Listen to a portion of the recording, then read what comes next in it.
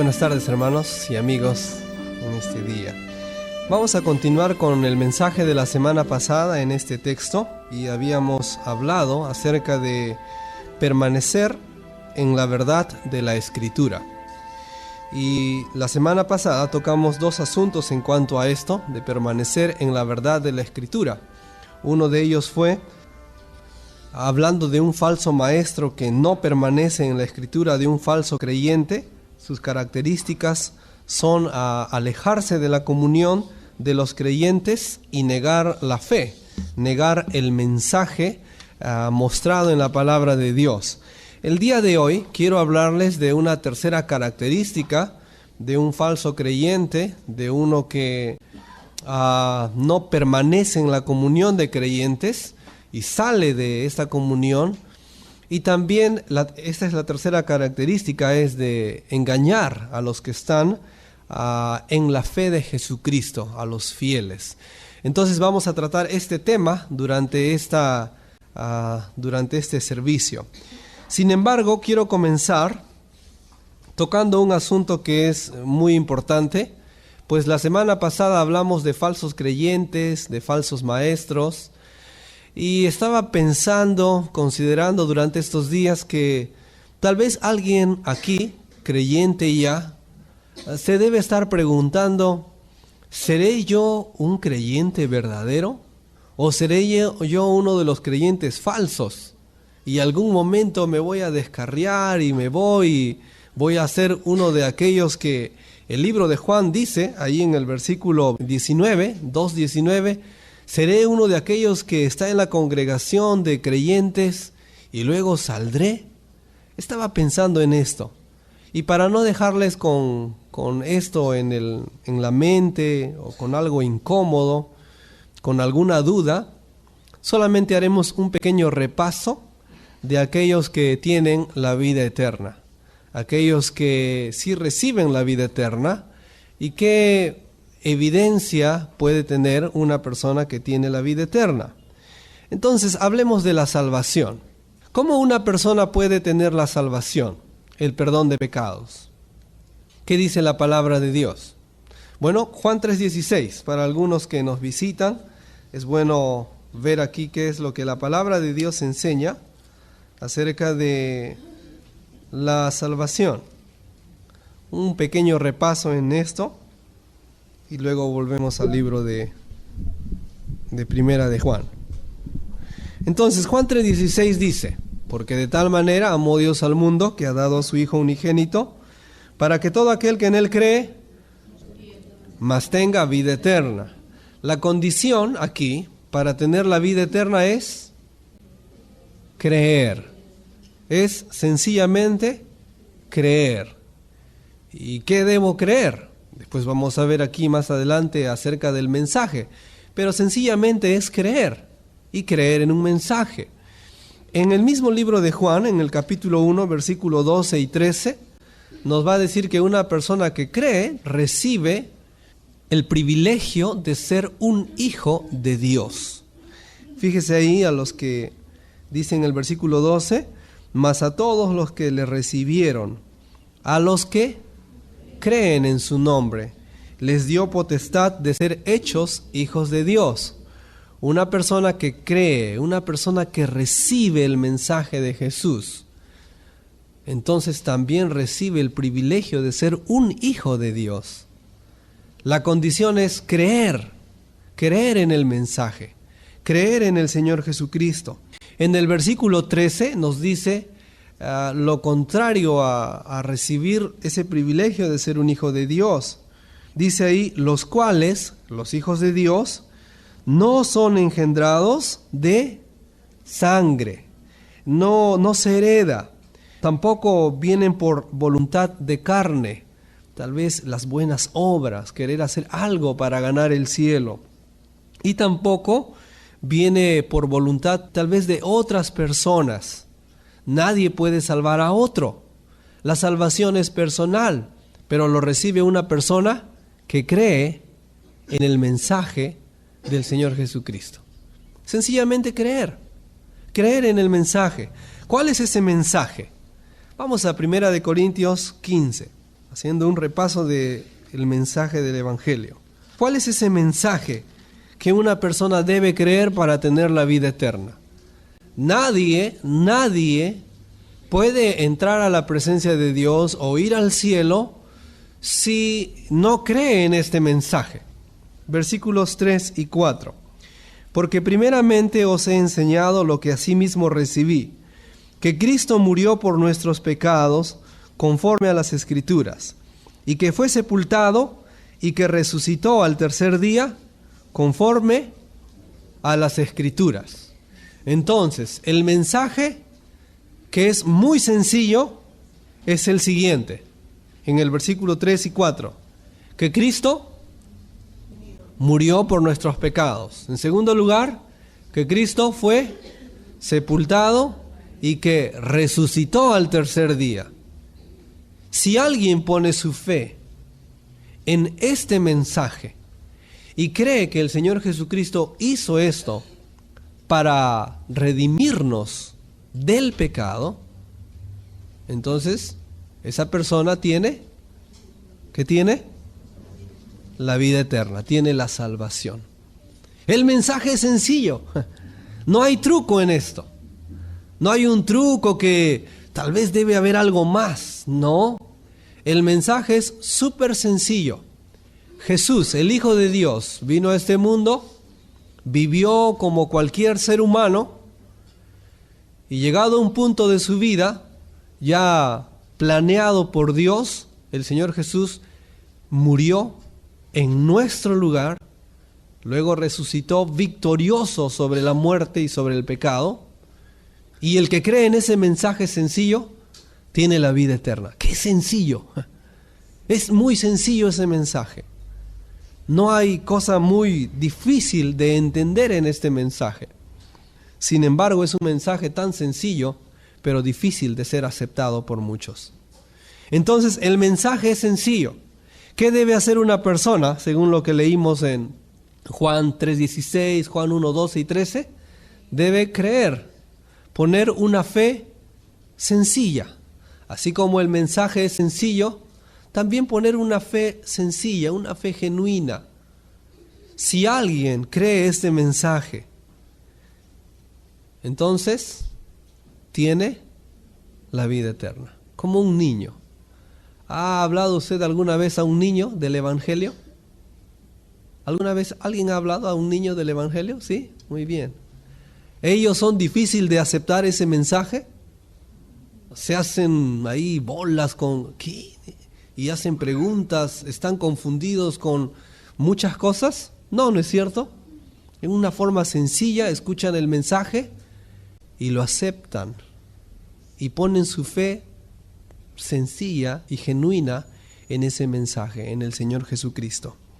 Entonces, un mensaje sencillo, una fe sencilla. La persona que hace esto tiene la vida eterna. Ahora, ¿cuál es el resultado? ¿Qué debo sentir, pastor? ¿Qué voy a sentir? ¿Va a pasar una electricidad de 220 sobre mí? ¿Me voy a caer? ¿Voy a soñar? ¿Qué va a pasar? Algo me va a pasar. O seguramente un espíritu viene y ¡bum!, me sopla y entonces ya sentiré que soy salvo. ¿Así será? No. Simplemente usted hace eso y tiene vida eterna. ¿Y debo sentir algo? ¿Debe pasar algo en mí? No, simplemente tiene la vida eterna. Es todo. La palabra de Dios sí nos enseña, y tal vez vamos a buscar aquí en Juan capítulo 3, el mismo libro de Juan, nos dice que sí sucede algo definitivamente, pero que voy a experimentar yo algún asunto físico, un desmayo, un fuego en mi vida, o un frío, o voy a reírme un montón de gozo. ¿Qué va a suceder? Mira, la Biblia no enseña nada de eso, ¿ya? La Biblia no dice que eso debe suceder a una persona. Algunos tienen diferentes experiencias cuando toman la vida eterna y la salvación. Están muy contentos, muy gozosos, felices. Otros Sí saben lo que han hecho y no sienten nada, van a casa como si nada, pero saben de la verdad del Señor Jesucristo, de la verdad de ese evangelio. En Juan capítulo 3, versículo 5, bueno, desde el versículo 4, Nicodemo, este religioso, le pregunta a Jesús, ¿cómo puede un hombre nacer siendo viejo? ¿Cómo puede ser eso? ¿Puede acaso entrar por segunda vez en el vientre de su madre y nacer? Y Jesús le dice, de cierto te digo, que el que no naciere de agua y del Espíritu no puede entrar en el reino de Dios. O regresando al versículo 3, dice el Señor Jesús al mismo Nicodemo, de cierto te digo, que el que no naciere de nuevo no puede ver el reino de Dios. ¿Qué sucede con una persona que pone su fe sencilla en el Señor Jesucristo? Según estos versículos, nace de nuevo. Pero yo no he sentido nada, está bien, pero si has puesto tu fe sencilla, has nacido de nuevo. Pero yo he visto que tal persona, yo vi por la televisión que puso su fe y se cayó. No, eso no dice la Biblia. Simplemente la Biblia dice, si tú crees, tienes vida eterna, naces de nuevo. No hay una regla de sentimientos y de experiencias. No, es sencillo. Cree en el Señor Jesucristo y serás salvo. Amigo, amiga, si no tiene usted la vida eterna, necesita poner su fe en Cristo. Una fe sencilla. Una fe como la de un niño. Si usted hace eso, el Señor le dará la vida eterna y le hará nacer de nuevo. No porque usted lo merezca, no porque yo lo merezco, es por su gracia. Y es por su gracia en base del mensaje del Evangelio. Así que, respondiendo a la inquietud que pienso que algunos deben tener, ¿seré yo un creyente verdadero? ¿O algún día abandonaré esta congregación como un maestro falso, como un creyente falso? La respuesta es, si usted entendió el Evangelio y puso su fe en el Señor Jesucristo y que Él le dio la vida eterna en base del mensaje que usted entendió y creyó, usted tiene la vida eterna y es un creyente genuino. ¿Sí?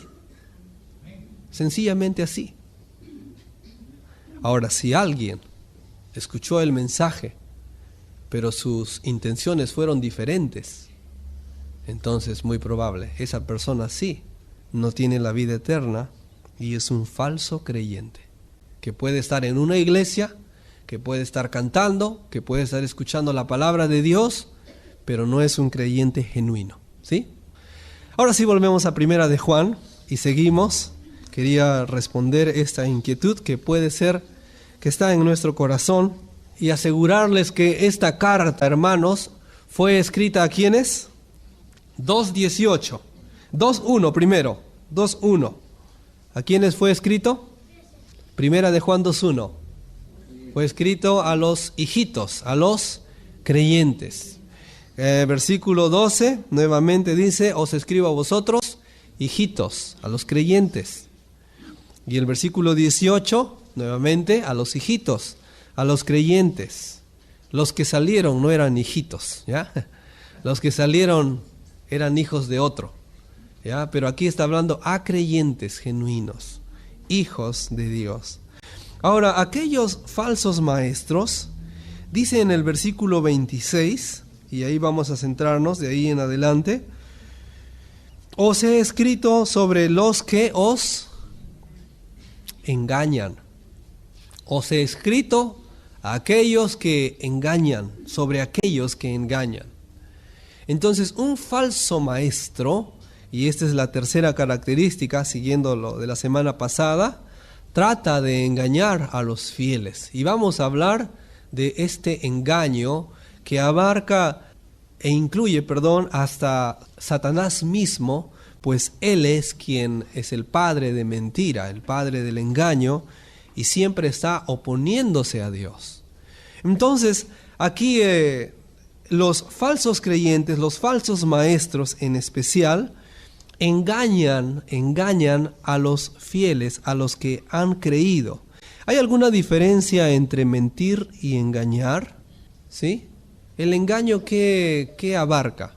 Cuando uno quiere, vamos a pensar en un estafador y quiere apropiarse de una casa.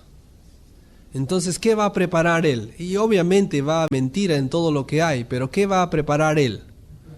Un plan, ¿no es cierto? Y ese plan, ¿no? Una estrategia, y ese plan muy bien pensado, va a saber qué decir, qué hacer, qué papeles mostrar, incluso va a llevarles a personas que puede ser que tengan autoridad, y va a planificar bien su estrategia, su plan para engañar. Entonces, a veces una mentira, que también tiene que ver con engaño, pero a veces uno miente así, ¿no? Y no planifica demasiado, pero miente por costumbre. Sin embargo, un engaño va a abarcar más que decir una mentira. Va a abarcar o tiene que ver con un plan para hacer caer a alguien, para hacerle errar en alguna forma. Dice la palabra de Dios aquí, usando el término, he escrito esto sobre los que os engañan. Entonces, ellos engañan, ellos mienten planificadamente, adrede, seducen a los fieles de congregaciones y les presentan algunas doctrinas falsas y les hacen descarriar de la buena doctrina. Esto es lo que hacen. Vamos a 1 de Timoteo 4.1.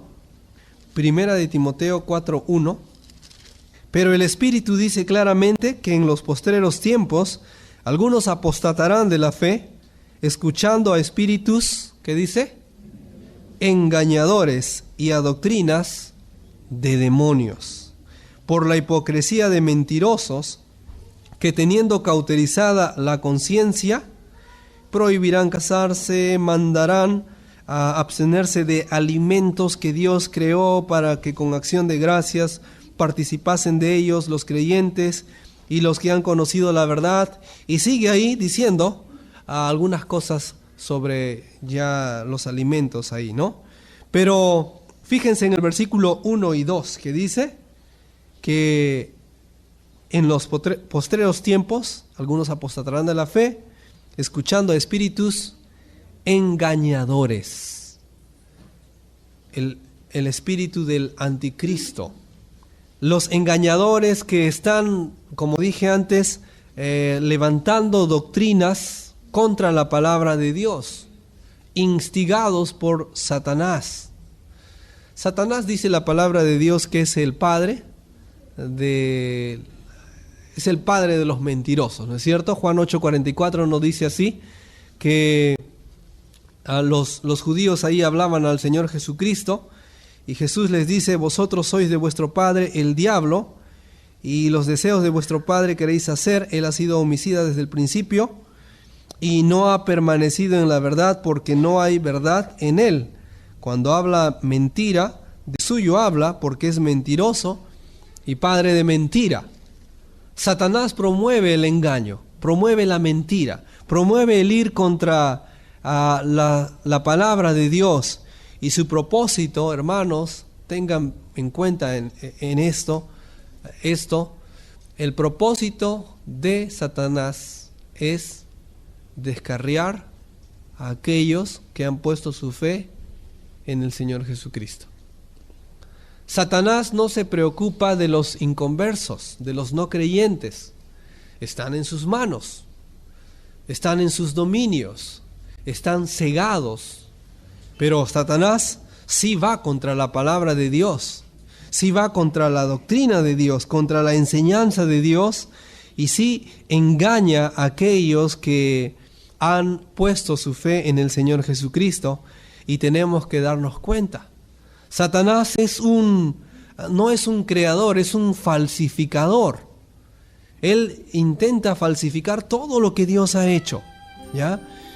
Por ejemplo, en 2 Corintios 11, del 13 al 15, nos habla que Satanás tiene ministros, ¿no? Ministros del error, ministros del engaño. También nos dice, y ahí les voy a decir nada más, en Gálatas 1, 6 al 12, que hay un evangelio diferente. Es un evangelio no conforme a la palabra de Dios. Esto también es promovido por Satanás. No es un evangelio limpio, no es un evangelio puro que nace de la palabra de Dios. Todo esto Satanás promueve para engañar a mucha gente y para engañar también a los creyentes.